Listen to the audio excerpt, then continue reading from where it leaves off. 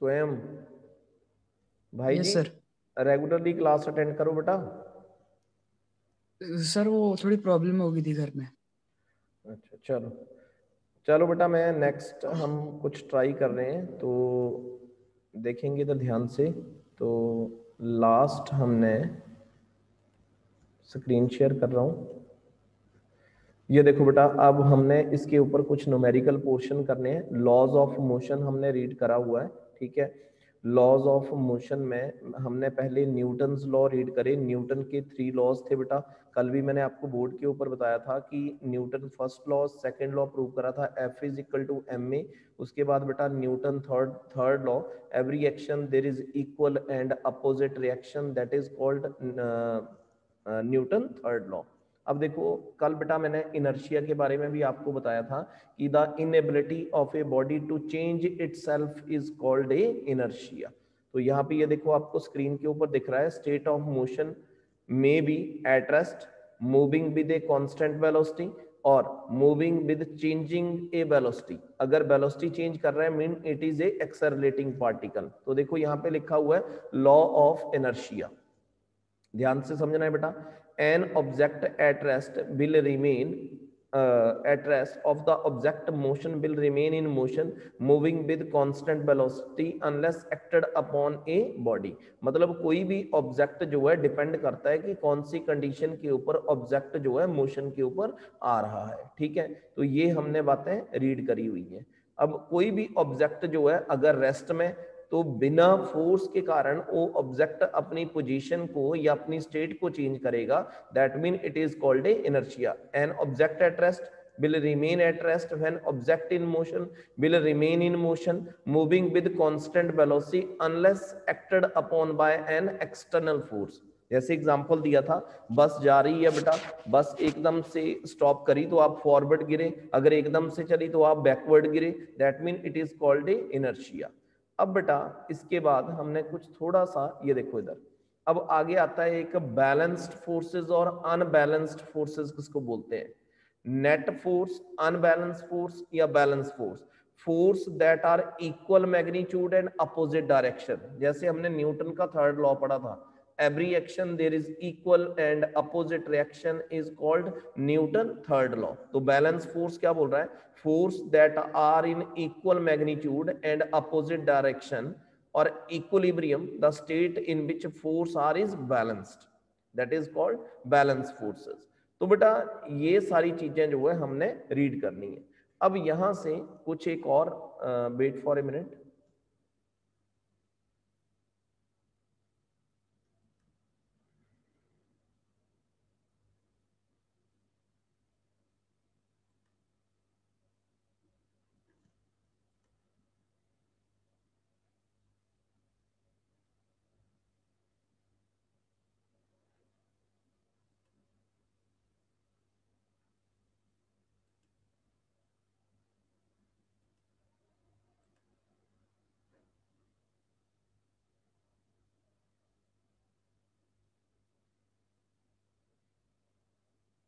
चलो बेटा अपनी कॉपी लेंगे, hurry up, take your copy.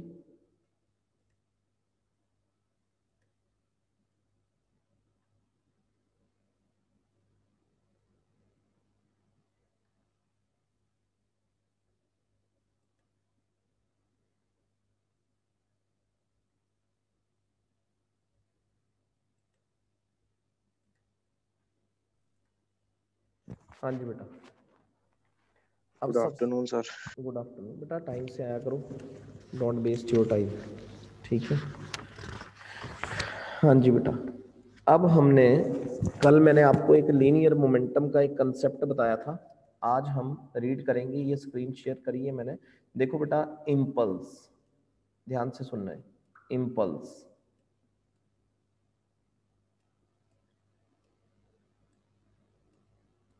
Impulse, अब इम्पल्स किसको बोलते हैं बेटा, तो इम्पल्स याद रखेंगे बेटा, impulse is the product of force and time is called impulse. ध्यान से सुनना है बेटा, इम्पल्स किसको बोलेंगे, force into time is called impulse. बेटा वेट फॉर ए मिनट।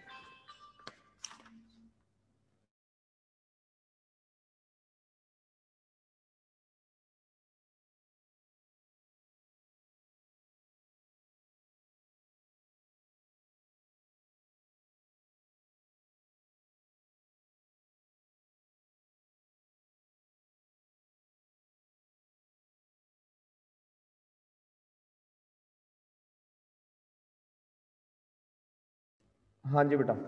सो बेटा इम्पल्स होता है, impulse is the product of force and time. अब ध्यान से सुनना है, इसकी थोड़ी सी एप्लीकेशन बता रहा हूँ। अब आपने देखा होगा बेटा, जैसे आप क्रिकेट खेलते हैं, क्रिकेट प्लेयर जो है जब भी बॉल आती है तो बॉल को अपने हाथों को पीछे की तरफ लेके जाते हैं कि नहीं? जैसे बेटा जसविंदर लिसन केयरफुली, एंड बेटा पुनीत एंड स्वयं ओपन योर कैमरा। यस बेटा, जब क्रिकेटर जो है बॉल को कैच करेगा तो अपने हाथों को कहाँ लेके जाता है? पीछे की तरफ लेके जाता है। जैसे बॉल आती है उसी डायरेक्शन में पीछे की तरफ लेके जाता है। अब क्यों लेके जाता है? ताकि जब बॉल उसके हाथों में आए तो टाइम इंटरवल जो है इंक्रीज करे और उसके हाथों में फोर्स कम लगे। पूछ रहे हैं बेटा मैंने आपसे, मैं ये बोल रहा हूं कि जब कोई भी क्रिकेटर जो है बॉल को कैच करता है तो अपने हाथों को पीछे की तरफ लेके जाता है। जिस डायरेक्शन में बॉल आ रही है उसी डायरेक्शन में हाथों को पीछे की तरफ लेके जाएगा। अब क्यों लेके जाएगा? ताकि बॉल को आने के लिए टाइम ज्यादा लगे और उसके हाथों में फोर्स जो है कम लगे। ठीक है, उसको हम क्या बोलेंगे? इम्पल्स बोलेंगे। Yes Puneet. Sir impulse constant. बेटा आवाज नहीं आ रही आपकी। हाँ जी पुनीत, हेलो। चलो बेटा, जब आवाज आएगी तो बताना। और ओपन योर कैमरा बेटा, स्वयं डू नॉट अपना कैमरा। सर इम्पल्स कांस्टेंट होती है। कांस्टेंट नहीं होती है बेटा। इम्पल्स मैं बता रहा हूँ, इम्पल्स का डेफिनेशन है it is the product of force and time is called impulse. तो इम्पल्स में आपको ये बता रहा हूं कि कैसे अप्लाई करते हैं। जब कोई भी क्रिकेटर जो है बॉल को कैच करता है तो कैच जब करेगा तो अपने हाथों को बॉल की डायरेक्शन में ही पीछे की तरफ लेके आएगा। अब पीछे की तरफ क्यों लेके आएगा? ताकि उसके हाथों में चोट कम लगे और टाइम इंटरवल जो है ज्यादा लगे, टाइम ज्यादा लगे, जिसके कारण वो अपने हाथों को पीछे की तरफ लेके जाता है। अब बेटा आपने ये याद रखना है कि जो, सर हाँ जी बोलो बेटा। सर अगर टाइम बढ़ जाएगा तो फिर इम्पल्स जो है वो ज्यादा नहीं हो जाएगी।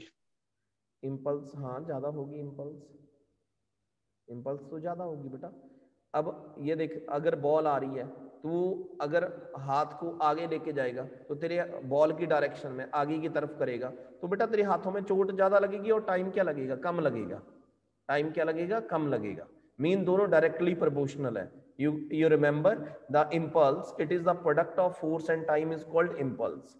सो impulse is a vector quantity. You remember impulse is a vector quantity. अब मेरे को पुनीत बेटा आप कैमरा क्यों नहीं ऑन कर रहे हो? पहले तो ये बताओ। Open your camera. हाँ, तो इम्पल्स जो है एक वेक्टर क्वांटिटी है। अब मेरे को जसविंदर बताएगा what is the SI unit of impulse. What is the SI unit of Newton Newton पर सेकंड। न्यूटन पर second? Newton Newton into Newton into second. Newton into second, ये एक वेक्टर क्वांटिटी, ये याद रखना है। ये कौन सी यूनिट हुई इसकी? SI unit. कौन सा यूनिट है इसका? SI unit. अगर आपने इसका सीजीएस यूनिट बताना है तो स्वयं बताएगा मेरे को इसका सीजीएस यूनिट क्या है। यस बेटा। नहीं पता सर। हाँ जी, नहीं पता? हाँ Puneet.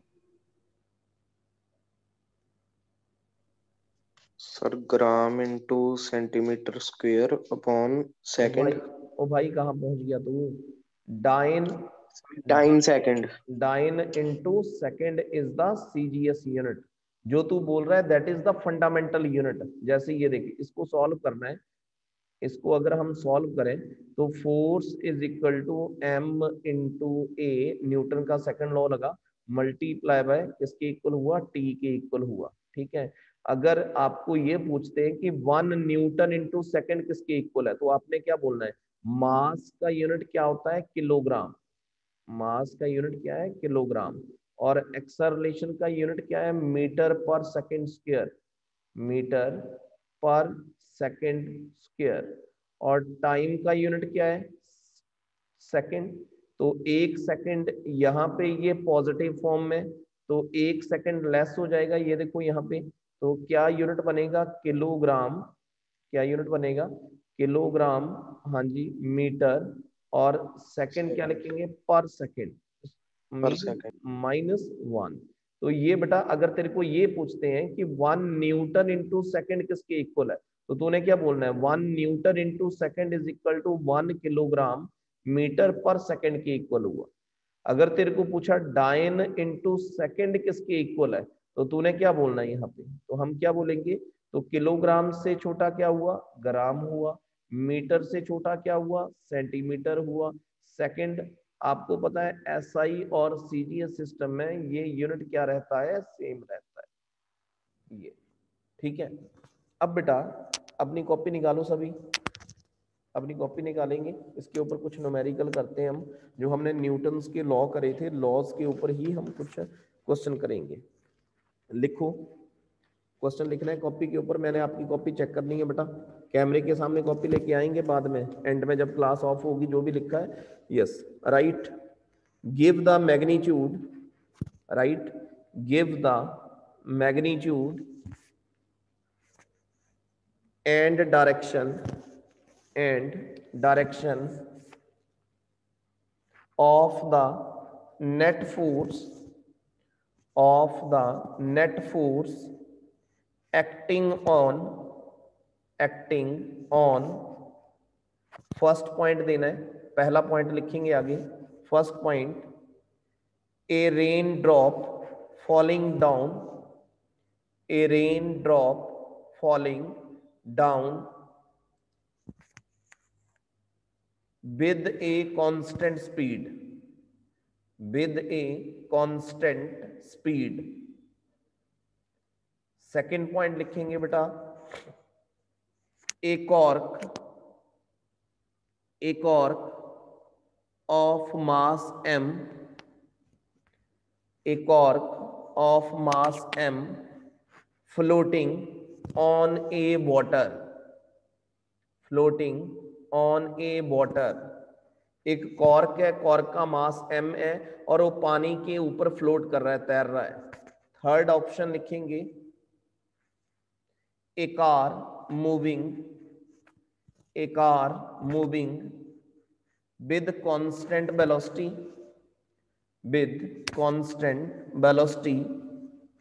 of 30 kilometre 30 kilometre per our on a rough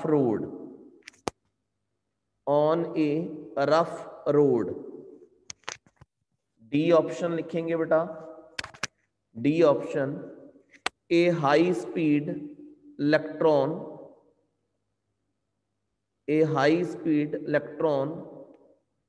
in a space far from all material object and free of electric and magnetic field। हाँ जी बेटा, अब देखो पहले फर्स्ट पॉइंट इसने बोला है फाइंड द, देखना ध्यान से सुनना है, इनके आंसर भी लिखवाऊंगा मैं आपको। Find the magnitude and direction, क्या पूछा है इसने, find the magnitude and direction. पहला पॉइंट है rain, A drop of rain falling down with constant speed. अब बेटा न्यूटन का फर्स्ट लॉ रीड करा है ना सभी ने, न्यूटन का फर्स्ट लॉ क्या बोलता है कि अगर कोई ऑब्जेक्ट रेस्ट में है तो रेस्ट में ही रहेगा, अगर कोई ऑब्जेक्ट मोशन में, जैसे फॉर एग्जांपल कोई ऑब्जेक्ट 20 किलोमीटर पर आवर की स्पीड के साथ जा रहा है, कांस्टेंट स्पीड के साथ जा रहा है, then you can't apply an external force, आप कोई एक्सटर्नल फोर्स अप्लाई नहीं कर रहे हो। अगर आप इस रेस्ट वाले ऑब्जेक्ट के ऊपर फोर्स अप्लाई करते हैं तो ये रेस्ट वाला ऑब्जेक्ट मोशन में आ जाता है, और अगर ये कांस्टेंट स्पीड के साथ जा रहा है, अगर आपने इसको स्टॉप करना है तब भी आप इसके ऊपर क्या करेंगे, फोर्स अप्लाई करेंगे, जिसके कारण ये रेस्ट में आएगा। अगर आपने इसकी स्पीड इंक्रीज या डिक्रीज करनी है तब भी एक्सटर्नल फोर्स लगेगी, अगर आपने इसकी डायरेक्शन चेंज करनी है तब भी एक्सटर्नल फोर्स लगेगी। अब यहाँ पे बोल रहा है कि रेन ड्रॉप जो है कांस्टेंट स्पीड के साथ फॉल कर रही है, तो बेटा उसके ऊपर क्या कोई फोर्स लगेगी कि नहीं लगेगी बताओ। हाँ जी पुनीत सिंह, उसके ऊपर नेट फोर्स कितना रहेगा, फर्स्ट पॉइंट का answer. Sir net force zero. 0। हाँ क्यों रहेगी जीरो, क्योंकि कांस्टेंट स्पीड के साथ जा रही है। जैसे मैंने बोला आपको बेटा कार है, कार कांस्टेंट स्पीड के साथ जा रही है तो आप कोई एक्सटर्नल फोर्स अप्लाई नहीं कर रहे हो। अगर आपने कार को रोकना है तब एक्सटर्नल फोर्स अप्लाई करोगे, जहां पे कांस्टेंट वर्ड का यूज करा होगा it mean force is equal to zero. Understand my concept. जहां पे उसने कांस्टेंट स्पीड या कांस्टेंट वेलोसिटी की बात करी होगी it means your net force is equal to zero. तो बेटा फर्स्ट पॉइंट का आंसर लिखना है आपने, लिखो as the drop falling down with a constant speed, falling down with a constant speed in accordance with Newton's first law, the net force on the drop of the rain is zero. On the drop of the rain is zero. अगर बेटा constant speed नहीं बोला होता तो बेटा net force zero नहीं होनी थी, ठीक है। तो अगर इसकी कोई वैल्यू दी होती तो आपने फोर्स उसकी कैलकुलेट करनी थी। अब सेकंड पॉइंट बोला हुआ है कि एक कॉर्क है जिसका मास m है, वो पानी के ऊपर फ्लोट कर रहा है, क्यों कर रहा है, तो लिखो आंसर लिखेंगे इसका एज द कॉर्क। लेकिन हाँ जी बेटा बोलो। सर फर्स्ट वाले में उस पर ग्रेविटेशनल एक्सेलरेशन नहीं लग रहा। फर्स्ट में कैसे बेटा, वो तो लग रहा है, उसने पूछा है कि आपके पास मैग्नीट्यूड और आपने नेट फोर्स बतानी है, तो फोर्स थोड़ी लग रही है बेटा उसको जाने के लिए। ग्रेविटी की तो बात ही नहीं कर रहा है, कोई भी चीज नीचे की तरफ आती है उसके ऊपर तो ग्रेविटी लगता ही है। उसने क्वेश्चन पूछा है कि what is the net force on the object, तो जब वो कांस्टेंट स्पीड के साथ जा रही है then net force is equal to zero according to Newton first law. Yes, move on the question number second बेटा। As the cork is floating on water, ride on। ये बेटा मैं इसलिए लिखवा रहा हूं ताकि आप साथ साथ में पढ़ सकें। As the cork is floating on water, its weight is being balanced. Its weight is being balanced by the upthrust. By the upthrust. Upthrust is equal to weight of water, and hence net force on the cork is zero. Net force on the cork is zero। अब ये भी बेटा मैं आपको 3 case समझाता हूं, इधर देखना है सभी ने। ये देखो बेटा, मेरे पास यहाँ पे 3 बीकर है या 3 ग्लास लिए हुए हैं मैंने, ये ठीक है।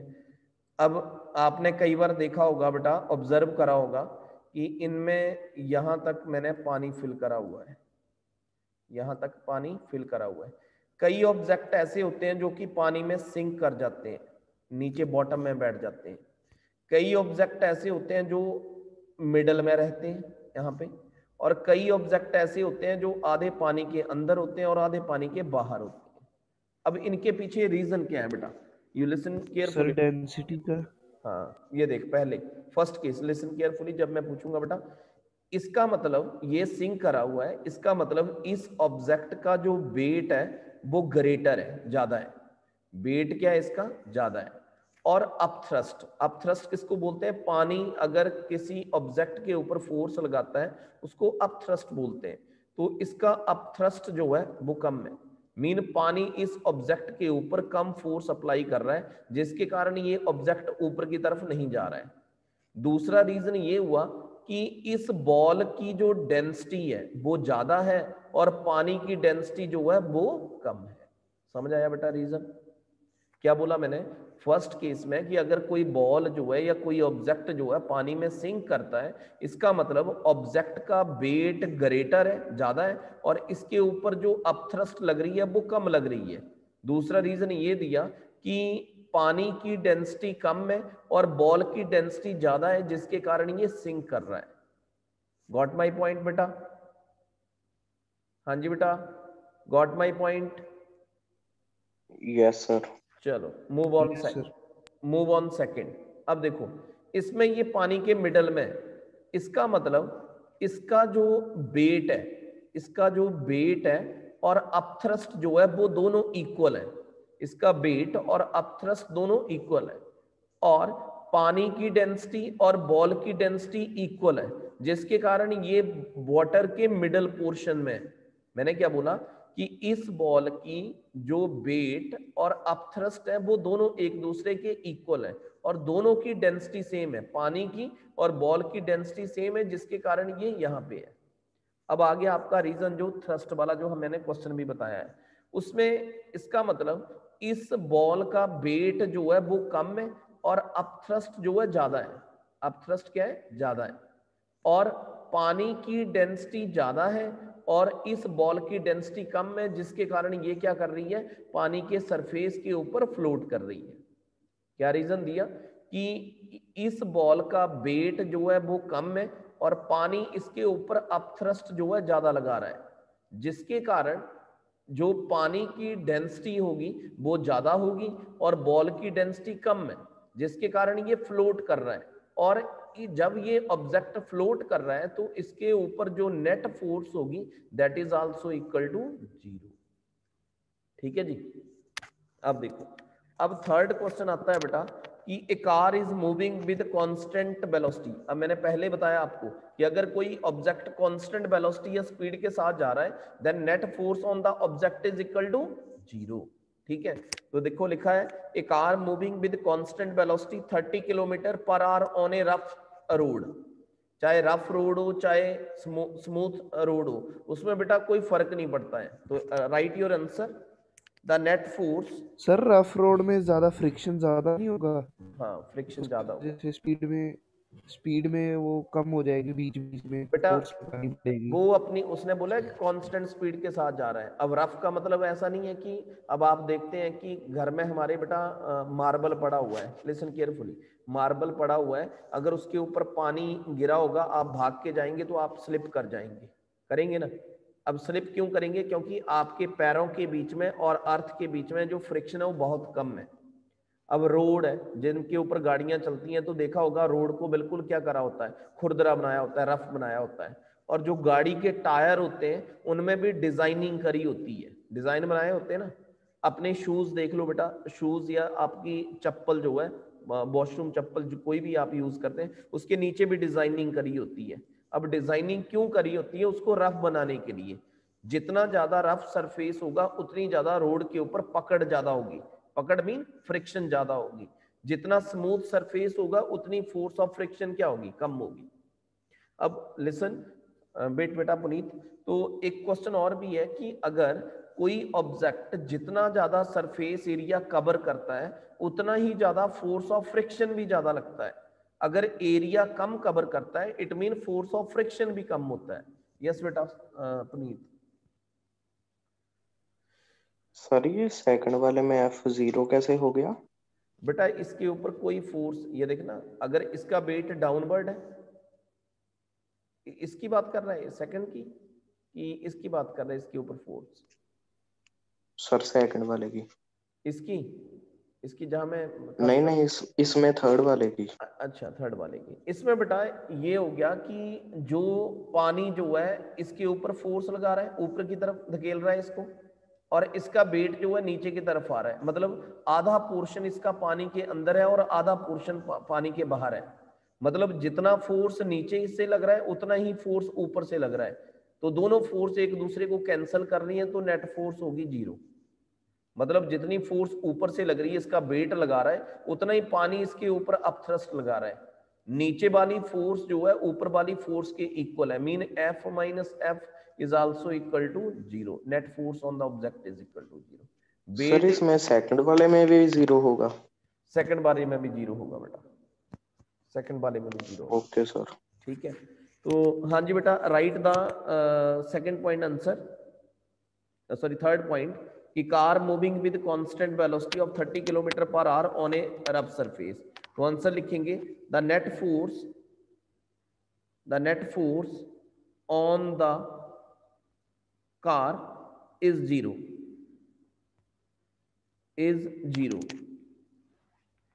Net force on the car is 0। अब आते हैं बेटा फोर्थ क्वेश्चन के ऊपर। फोर्थ क्वेश्चन है कि a high speed electron in a space for material object and free electric and magnetic field. इसका आंसर लिखेंगे the electron are away from the material. Electron जानते हैं ना, बाहर वाले शेल में रिवॉल्व करते हैं। The electron away from all material agencies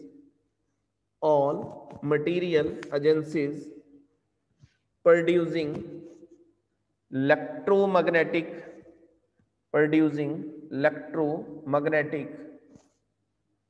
and gravitational forces, then net force on the electron is 0। ये देखो बेटा, अब आपने पढ़ा हुआ है केमिस्ट्री में भी कि ये आपका न्यूक्लियस है, ये सेंटर में पॉजिटिव चार्ज है जिसको प्रोटॉन बोलते हैं या न्यूक्लियस बोलते हैं, और इसके सर्कुलर पाथ में यहाँ पे इलेक्ट्रॉन रिवॉल्व करते हैं।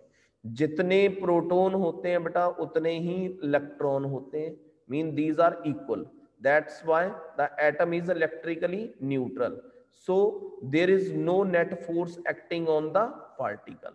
मीन अगर इनमें से या पॉजिटिव चार्ज ज्यादा हो या नेगेटिव चार्ज ज्यादा हो, दोनों में से अगर दोनों अनबैलेंस हो, तो इट मींस उसके ऊपर फोर्स जो है वो 0 नहीं होगी। अगर पॉजिटिव चार्ज ज्यादा होंगे और नेगेटिव चार्ज कम होंगे, तब उसके ऊपर एक्सटर्नल फोर्स लगेगी। अगर दोनों इक्वल है, पॉजिटिव और नेगेटिव चार्ज इक्वल है, it mean it is balanced, then there is no external force applied on the object. ठीक है जी, चलो बेटा एक और क्वेश्चन लिखेंगे।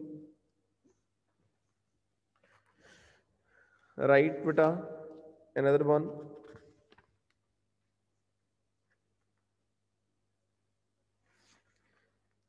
लिखो a constant retarding force, right.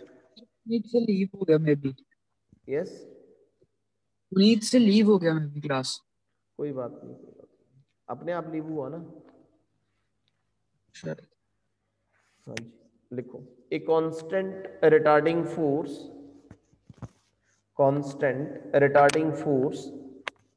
of 50 newton, F is equal to, इसने दिया है बेटा 50 newton, 50 Newton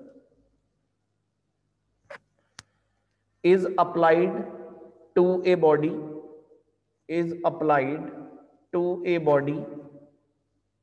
of mass 20 kilogram, mass 20 kilogram. Mass कितना दिया है इसने? 20 किलोग्राम दिया है। ठीक है, मूविंग इनिशियली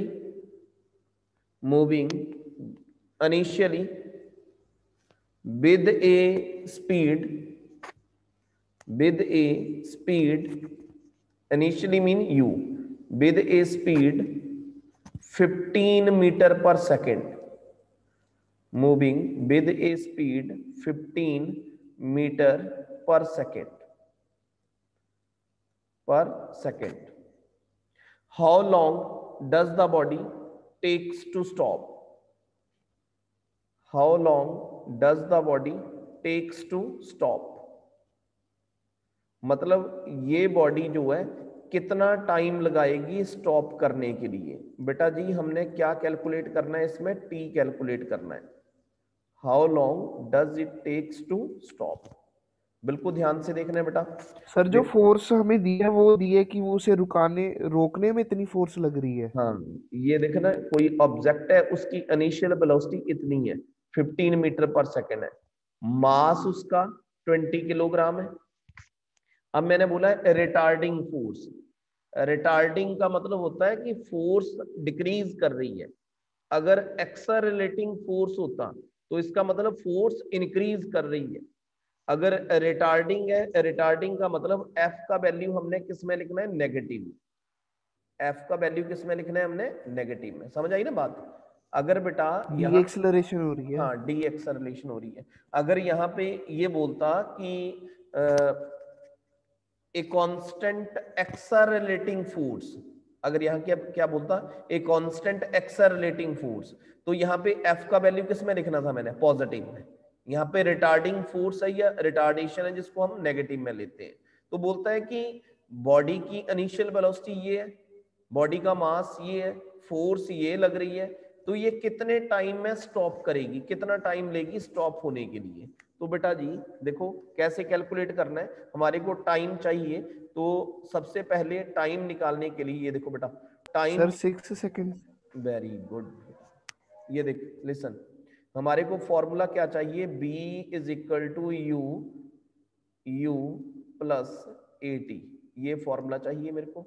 यहां से मैंने क्या कैलकुलेट करना है बेटा? T कैलकुलेट करना है। तो अगर मैंने T कैलकुलेट करना है तो you can apply mean B minus U upon क्या आ जाएगा बेटा जी? A आएगा, यही आएगा ना A। अब मेरे को यहां से पहले बेटा A निकालना पड़ेगा। तो न्यूटन का सेकंड लॉ क्या बोलता है बेटा? F is equal to M into a, यही बोलता है F is equal to M into a. So बेटा दैट इंप्लाइज A निकालेंगे, A is equal to F upon M, F upon M। अब बेटा F का वैल्यू कितना है? -50। कितना है? -50 अपॉन, और M का वैल्यू कितना है? 20। तो बेटा जी ये कितना आ जाएगा आपके पास? -2.5, सॉरी -2.5, -2.5 मीटर पर सेकंड स्क्वायर, मीटर पर सेकंड स्क्वायर। अब यहाँ पे बॉडी स्टॉप कर रही है, it mean final velocity is equal to किसके इक्वल होगी बेटा? 0 होगी। तो यहाँ पे अप्लाई करेंगे, that implies B minus U, U का वैल्यू कितना है बेटा? 15, यहाँ पे सॉरी 0 -15 अपॉन एक्सेलरेशन कितना आ रहा है बेटा? -2.5, यही आ रहा है। माइनस के साथ बेटा माइनस को कैंसिल करा, इट मींस कितना आ जाएगा बेटा? 6। हाँ जी जसविंदर? Sir 6 second. 6 सेकंड आएगा। Very good, it's your answer, second. एक क्वेश्चन और लिखेंगे बेटा, राइट? सर इसका एक इजी वे भी ऐसे भी कर सकते हैं कि हम पहले जैसे mass is equal to force is equal to mass into a हो गया, और 20 इंटू 15 आ गया, 300 हो गया, और 300 को हम 50 के साथ डिवाइड कर दे बेटा फॉर्मूला तो 6 आ जाएगा। अकॉर्डिंग टू सिचुएशन लगाना है ना, जैसे हमारे को दिए है। अगर वहां से आपका आंसर सेम आ रहा है that's the right way, no problem. चलो नेक्स्ट एक और लिखेंगे, लास्ट क्वेश्चन है, फिर आपकी क्लास ऑफ है बेटा। लिखो a constant force acting on a body, a constant force acting on a body of mass 3.0 kilogram, 3.0 kilogram changes its speed from 2.0 meter per second, 2.0 meter per second to TO2 3.5 meter per second, meter per second the direction of the motion, the direction of the motion of the body remain unchanged, of the body remain unchanged. Find the magnitude and direction of the force. Find the magnitude and direction of the force. And time given by 25 second 25 second. तो बेटा ये आपने कल को करके दिखाना है, या अभी आप इसके बाद सॉल्व कर लेंगे तो मेरे को व्हाट्सएप कर दो, ठीक है। तो मिलते हैं बेटा नेक्स्ट क्लास में, और प्रैक्टिस करो बेटा, मेहनत करो साथ साथ में जो भी आपको करवा रहा हूँ, ठीक है। चलो थैंक यू बेटा, गॉड ब्लेस। कोई चीज पूछनी है बेटा, कुछ पूछना है तो बोलो, पूछना है जिसमें इसी क्वेश्चन के लिए है जो। हाँ जी बोलो बोलो बोलो, शाबाश। सर जो कार है, जैसे हाँ एक बॉडी है 3 किलोग्राम की है, पहले उसकी स्पीड 2 मीटर पर सेकंड थी, उसके बाद 3.5 मीटर पर सेकंड हो गई। सर इसका ऐसे करेंगे, इनिशियल माइनस फाइनल वैसे करेंगे, बिल्कुल बिल्कुल वैसे करेंगे, ठीक है। ओके बेटा, गॉड ब्लेस। ओके।